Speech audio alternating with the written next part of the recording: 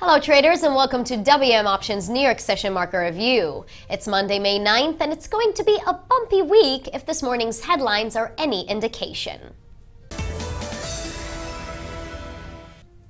The week actually began last night with mega pundit Peter Schiff telling CNBC's Squawk Box that the U.S. is about to default on its own loans.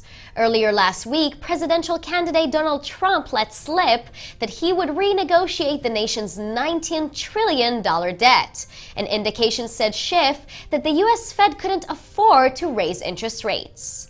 Schiff has often warned of the growing assets bubble, so obvious in present index levels. On Friday, the S&P finally broke through support at 2043 and bounced at 2036 as speculators purchased short-term bargain calls. Last week's numbers show a definite weakening in the U.S. labor market, but the news failed to dent the week-long rising dollar.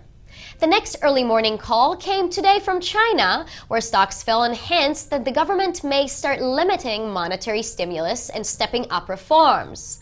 The Shanghai Composite closed 2.8% down, and in Shenzhen, a 3.6% drop was recorded.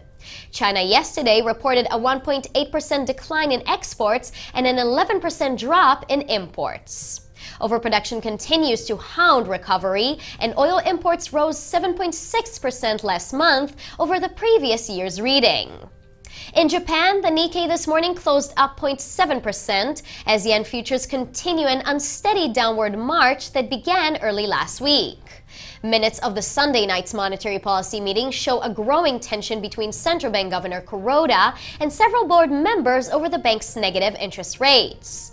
Policy remains unchanged, though, after indications of a recovering economy may be in place, with this morning's labor cash earnings showing a twofold increase over February.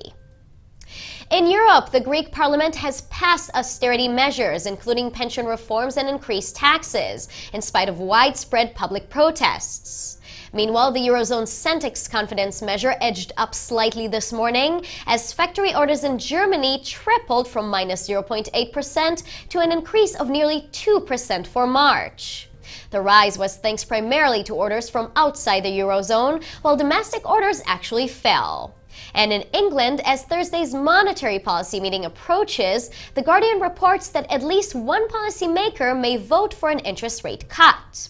Housing prices reported Wednesday fell on new purchase tax, and last week's PMIs all came in worse than expected.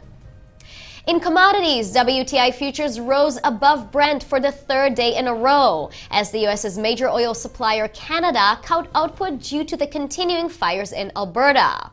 Gold this morning fell on a strengthening U.S. dollar, and copper was down on weakening data out of China.